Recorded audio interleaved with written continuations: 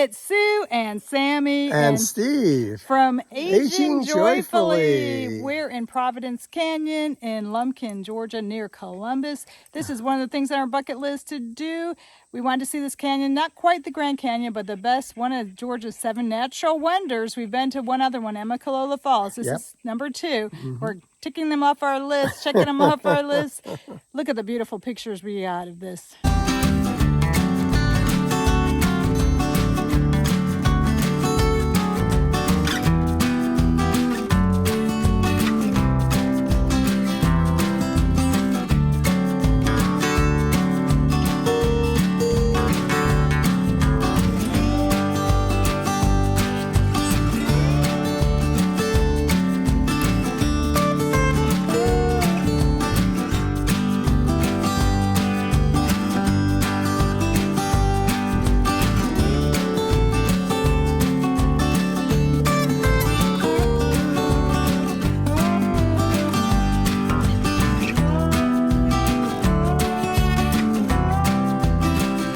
Back from a quick 4-day vacation in small town Georgia.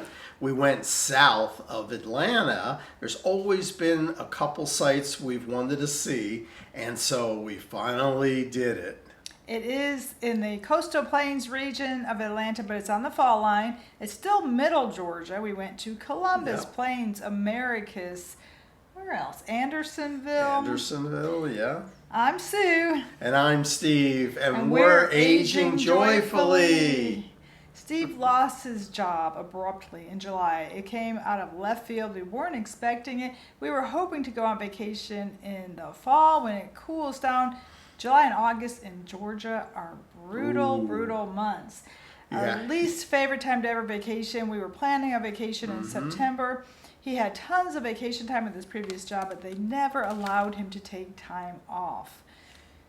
Exactly. And so going on vacation in Georgia in the summer, you have to like heat, you have to like humidity, you have to like being soaking wet, and you take multiple showers. I don't like heat and humidity, but we still took this vacation. Yeah, we sure did. But it was a great time, and we'll tell you a little bit more about that. It was fun. It was exciting. Like I said before, we got to see things that we've wanted to see for years and just never got there.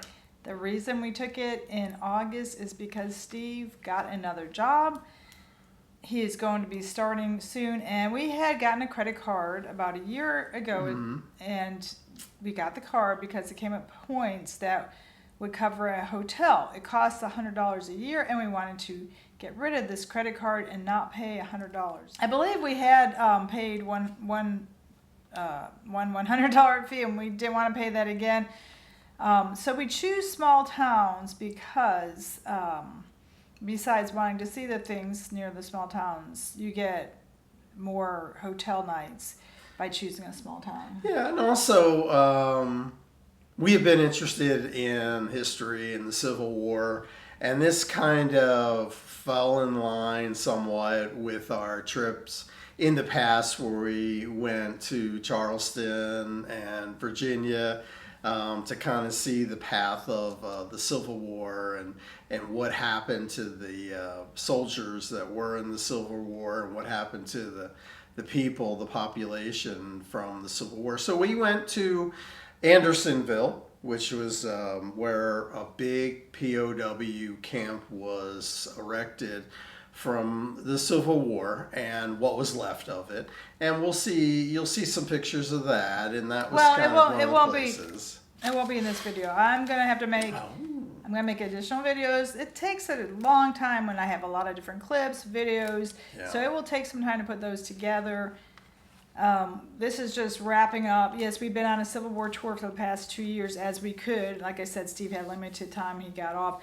But in the last 2 years, we went to the start of the Civil War in Fort Sumter, South Carolina. We went to the end of the Civil War in Appomattox Courthouse, Virginia. We've been to the Atlanta History Center, which has a huge display for the Civil War. We've been to Roswell, Georgia, where they had the old mill, that textile mill that created the fabric for the Confederate uniforms that was burnt down by Sherman in his march through Atlanta. We've been to some battlefields. Now Andersonville, which was where they kept the Union soldiers who they captured. Originally, ironically, I don't feel like I learned a lot about Andersonville. They had more of the Missing in Action Museum there, and the burial sites for not just the Civil War, but many of the wars like the Vietnam War. I did feel like, and we were rushed because we had Sammy, and you could not take her because it's a federal national park that you couldn't take her into the museum. I rushed through it, but I felt like, I mean, Steve, you went through it too. I felt like it didn't have a ton on Andersonville. No, and I like artifacts. I like to see artifacts and take pictures of artifacts. And, you know, I think that for me, the best place was across the street, you know, from Andersonville, where Civil War soldiers basically stayed. Well, it was the Drummer Boy Museum where they actually had the uniforms from the Drummer Boys and the Union soldiers as well as Confederate soldiers, plus a Confederate widow, her dress and parasol. And it was very tiny, but I felt more informative than this federal museum, which, you know, I told the woman we've been trying to come here for years, the park ranger. So we've been trying to come here for years, and I asked a woman years ago, is it worth it? And she said, it's a field. And I told the woman there, she goes, I hope we're more than a field. Well, on one hand, it was kind of a field. It was kind of like a cemetery. So that's really interesting, but it was all the same, like Arlington National Cemetery in Washington, which is all the white headstones. And it said somewhere in the museum or somewhere, and we were supposed to have a audio. We were supposed to have an audio tour, but it started out and then it didn't work, and we couldn't get it to work. It also said tune your radio to 1610, which we did, and it didn't work. And the park ranger told us that one didn't work. She gave us the one that you scan a QR code, and that one worked for 30 seconds and then didn't work. So I don't know. I'm sure if we got that audio tour, we would have learned a whole lot more. So we got out, took all these pictures of the monuments that the different states had donated. And then we saw part of the fence where they kept them along with the stockades, but like when I told my sister, she's like, well, do they just keep them in a fenced-in area? And I was like, I don't really know. I didn't. It's kind of hard to tell. I mean, I think that maybe they don't even know. They don't know the facts, or maybe they didn't want to. I think they died. I mean, from what I've read in the past, many died from starvation and diseases, and we saw the water that, was it a spring? The spring that they found, and some of them died from drinking the water. Not from, because they went to the bathroom at the other end of where they drank. Not from the water itself, but them pooping in the water. From the bacteria. Led to them dying because they're pooping where they're drinking. And also what I had read, they died from starvation because the South didn't even have food. How were they going to feed these prisoners of war? And what was amazing, somewhere we read that it was 43,000. I don't remember, right? And it was only 1 year. It was 1864 to 1865, I think. They had kept, the original camp was in Virginia, and they realized that was too close to Union lines, and could be very dangerous keeping these Union soldiers, because they could break out and join the fight very easily. So they moved it down to this remote South Georgia in 1864. And I could just imagine how remote that place was in 1864. It was remote today. And it was hot. It was very hot. Well, I was nervous that if your car breaks down, there's really nothing out there. And also, we can't forget that there are also signs that said venomous snakes, be careful. And so that kind of is a deterrent.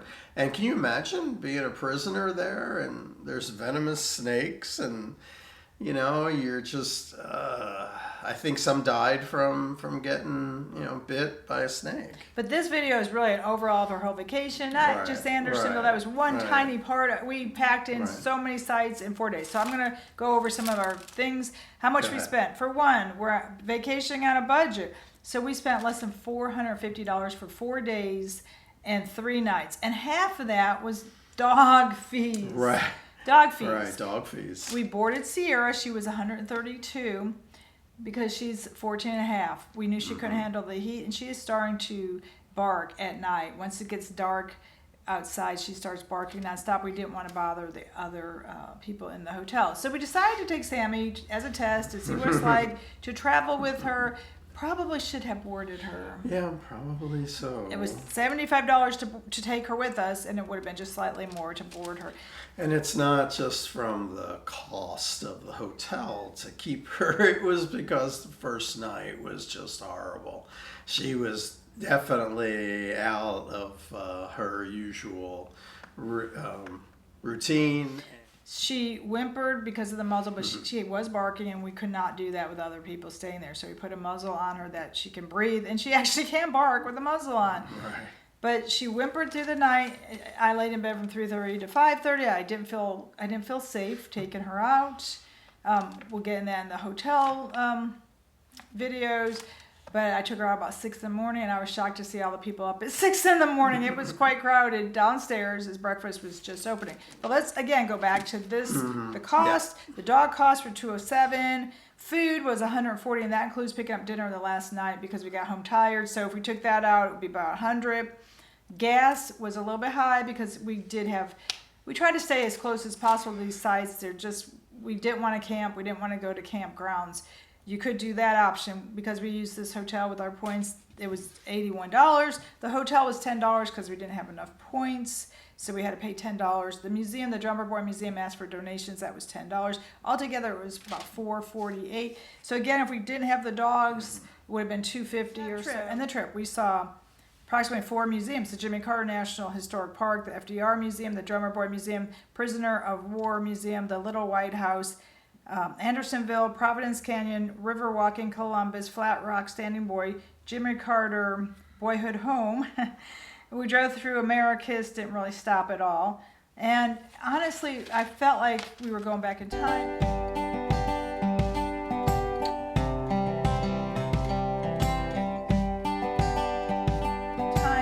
History, just seeing the area, the people, trying to talk to the people, getting to know what they're like. If you want to go on this Civil War slavery historic tour, it's still the effects of slavery are still there today, even though people never, we never believed it because we didn't grow up in the South, but the effects of slavery still are there today. We learned that 2 years ago when we went to Charleston and went to Magnolia Plantation, where the descendants of slaves were still working that plantation today for low wages. Right, exactly. And that was just startling. Eye-opening. Eye-opening, right. And so this one was even incredible because when we went to the Drummer Boy Museum, they had artifacts from slavery, and it's just I don't know, horrible to kind of think of that.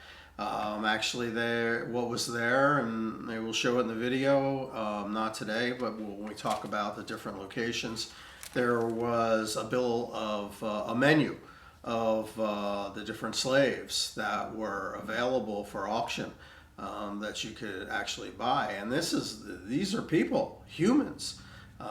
They bleed red just like you or I, and they were up for sale, and that's just doesn't make sense. Okay, and that stuff is just incredible that we actually went through that. And then the Jimmy Carter Boyhood Home and his the school he attended. There's a Jimmy Carter Library in Atlanta we had visited, which is well worth going. But this was a Jimmy Carter Museum in the high school that he and Rosalind had attended. It's an old historic building, beautiful just to see the building, and not a lot of artifacts, a lot of pictures, and maybe a film we didn't have time again. Sammy was not allowed. It's a federal park. But just seeing what the efforts he made to try to integrate schools. I didn't really know. I was fairly young when Carter was president, so I didn't know. But I do know we moved to Indiana at the time, and schools were integrated because of Carter. And so whereas I had gone to we had just moved to Indiana. And in Chicago, I had gone to 100% whites. Well, not 100%. There was one black student who I did become best friends with. But other than that, 99.9% white. So in Indiana, they integrated, and so that was the first time that I really went to school with black people. But they were bused from downtown, so they're all poor African Americans, and we were middle class. So actually, they weren't the only classes that were into mine were the ones that were required, like maybe history or whatever was required. I don't remember to graduate high school. So I didn't. I went to the vocational school to major in childcare, and so I didn't actually have any African American friends. But seeing Jimmy Carter and what he did, and I think I had read that he played ball or had neighbors or something, that he was like, why can't they go to church and school with us? And so he worked very, very hard to try to integrate the schools, and he did it as president, but it's still not integrated to the point it should be today. By understanding today, you look at the past, and the past will help you understand today and the roots and why people do the things they do. I always love history because you wonder why things are the way they are today. Right. I've taught social studies. I'm certified in social studies up through 8th grade, and I've worked in high school social studies as a special ed teacher. And I worked as a sub. That means I was in a different class every day, or long-term sub. So I got to sit in quite a few history classes that the teacher taught, and I was a special ed teacher. And I always just wonder how to get a more integrated society. True, and that's tough. And I think it's, I know it's been going on for hundreds of years, and maybe one day, maybe one day. Well, that was Jimmy Carter's dream, and that was, when was he born? I know, but that was his dream, to integrate society, and he didn't achieve that. And I believe that we're actually becoming more and more segregated. We're getting worse. Is my point. We're getting worse, far worse, instead of better. Yeah, I mean, you can definitely research that on your own and see, the progression of where we have come. Yes, definitely, we're not buying and selling humans. The poverty overall in Columbus was very high. I mean, officially, I did Google it, and the rate itself, I think I'll have to put it on the screen because I don't remember, but I think it was like 22 or something. But then it said a family of 4 has to make less than $32,500 to be considered in poverty. And who can live on? I made roughly that in 1989. I couldn't live on that. So today, do you think that a family of 4 can live on $32,500? If they make $33,000, they're not considered to be in poverty? Those rates have not been raised in how many years? That's ridiculous. Right, but inflation continues to go up, and the prices of products, goods, and services continue to go up. Just in the last few years with rents and health insurance, why haven't those rates of poverty gone up? I think I read years ago that they figured poverty is like 3 times what you spent on food. And this was based on probably 1950. I just know working in schools, a lot of the books are still from 1950, 1960. The concepts haven't been updated in years. The books are very, very old. And I know a lot of schools have gotten rid of books, so then they're using online books or whatever. But my point is, the rates of poverty are so grossly understated. I mean, I think our daughter's always telling us, I think it takes $75,000 for one person to live with rents and health insurance, what they are today, and food. I think she said to be considered just living, it'd be $75,000. So to say a family of 4 isn't in poverty at $34,000 is crazy. So, not to get off track here of the places that we visited, but there's just a little taste of what we had seen in, one location. And it's real important that, I believe it's real important that everybody knows where we have been as a country.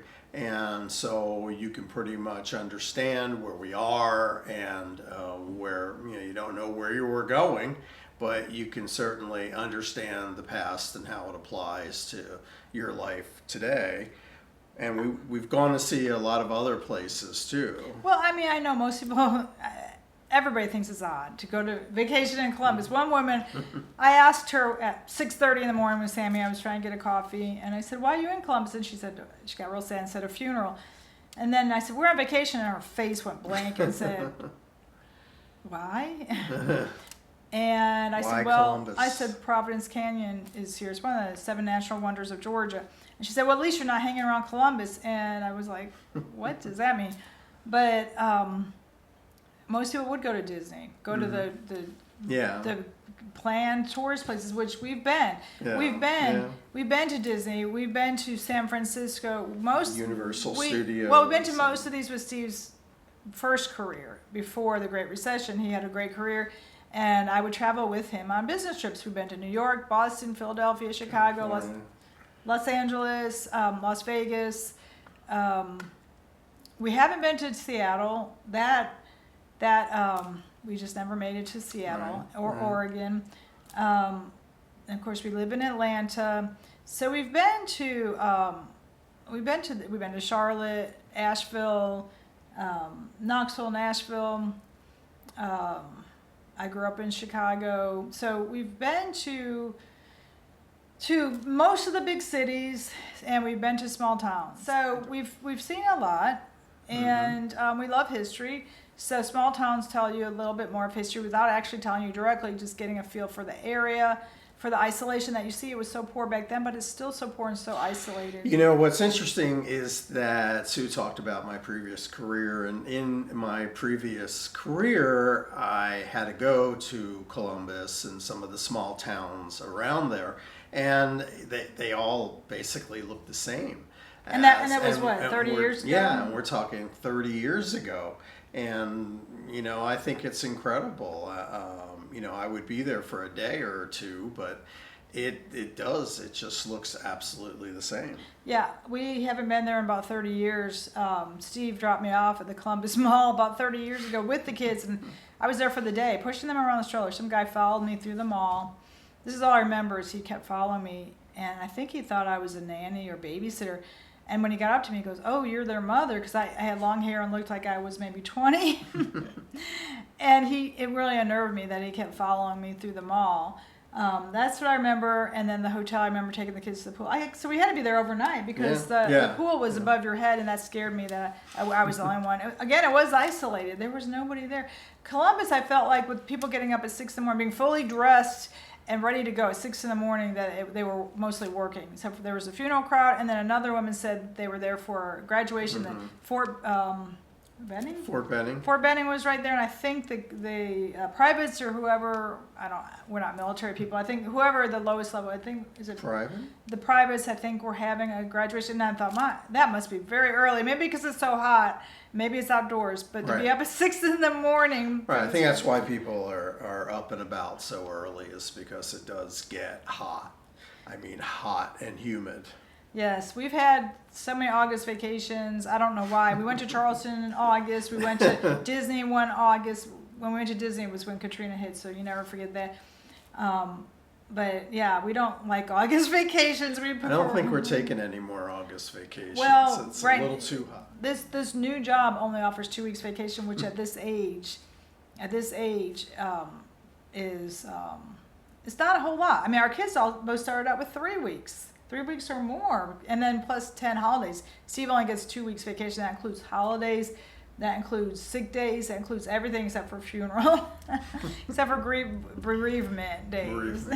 Yep. So we won't be traveling for a while, which is fine because I'm going to do a video on safety and traveling. It feels like it's not quite as safe anymore, and of course, could be us. As we're aging, we feel more vulnerable as you age. Right. But we felt like there were some dangers that, of course, you just had to be smart. Like I watch all the van life people and the people who live in their cars, and they say you just have to be safe and follow your gut. And any place can be dangerous or safe.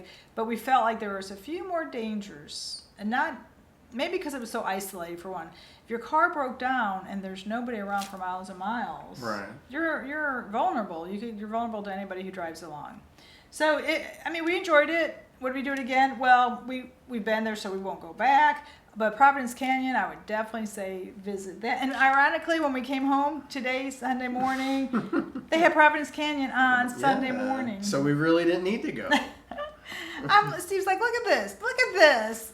We were just there, and they have it on Sunday morning. And so Providence Canyon was one of the stops, and that's what we had wanted to see. And going to Providence Canyon, it was very interesting. Some people called it a mini Grand Canyon. I don't know if I would go that No, far. I I've wouldn't. been to the Grand Canyon, Yeah, and I don't think this was. We've been to the Grand Canyon. You know. No, it was nowhere near the Grand Canyon. Right. But for being in Georgia, it was. Yeah, I mean, it was very interesting, especially to walk on the canyon floor and. Yeah, look we got. up I mean, we and- got down there in like 30 minutes. Like, Yeah. and yeah. she said 15. The lady, or whatever she was, the woman at the desk said 15 minutes. It was 15 minutes to the fork in the road. Right. Where you then had to choose which part of the canyon you wanted to go to. So it was less than 30 minutes to get to. I don't know what you even call it. The inside of the canyon. Yeah, the canyon floor. The rock formations. Yeah, the bottom where the rock formations shoot up into the sky, and so that was pretty neat. Getting there, you kind of walk down an old stream that's a little wet, and you just, as I read later, this was like 80 million years ago, when it was the ocean. This was part of the ocean floor, 80 million years ago. Well, I thought I read two things. One, it formed from water and the rain, and two, I thought I read it formed from poor farm practices that what I was assuming is they farmed the same product and it wore away the nutrients, and then and they said in the literature it would be a little wet, but I would say more than little. I would say wear boots. Yeah. Wear boots. We did not have the right shoe wear, as no one did. We saw people pull up after us, and the woman had sandals on, the guy had some. And actually, when we were walking down, the guy looked at Steve's shoes and said, "Do you have the right shoes?" And looked at me and was like, "You don't have the right shoes," because I had white tennis shoes, not the right shoes, because it was like a wet red clay, but not just wet, but you walked through the water. And Sammy's paws were all red, but Steve had to carry her most of the way through that water. Yes, but she's a tough cookie, and she's sleeping. She is sleeping. She's so worn out. Oh yeah, no, she was knocked out. Whenever we got in the car, she would just curl up in the back seat and go to sleep.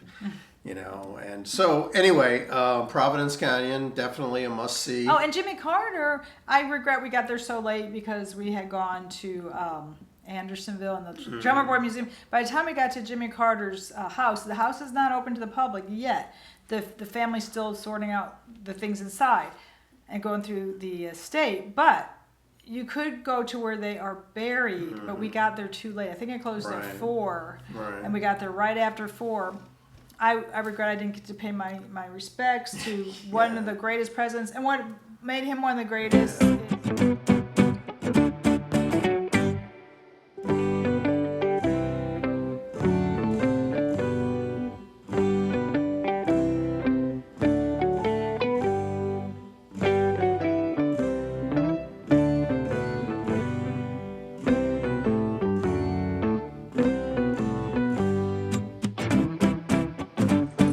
we made it. It's thundering, and there's maybe one other car here. The last 7 miles, we only passed maybe one car. I feel like a Dateline episode, don't you, Steve? Oh, yeah. Yeah. I mean, it's thundering, and she said it's like a 15-minute walk to the canyon, although we could see it right here from the visitor center. Just a little eerie that there's not really anybody here, but school is in session in Georgia. It started early August, so that's probably why. Okay, I can't record and walk. Sammy's pulling me. She's very excited.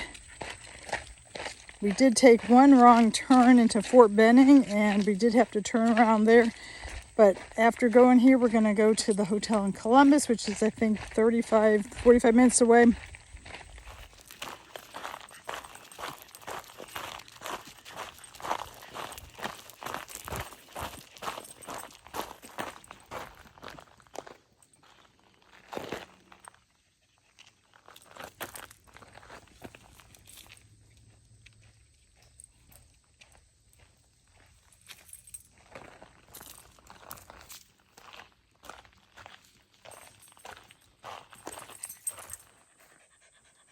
We take no responsibility. Sorry,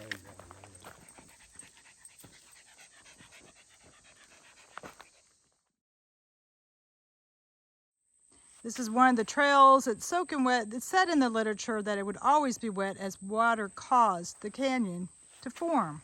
This is the other direction over here, and constantly tells you to use common sense. Water is slippery, so you could fall. Speed to the city streets, we began to feel the fire. We rise like tall buildings as the chemicals, they take us higher. The night's young, it has just begun, as she puts her hand in mine. We wanna chase the night, wanna dance to the light, pull the stars from the sky, just two hearts running wild. Never sleep, never stop, as we shout from the top. We're gonna be two hearts running wild.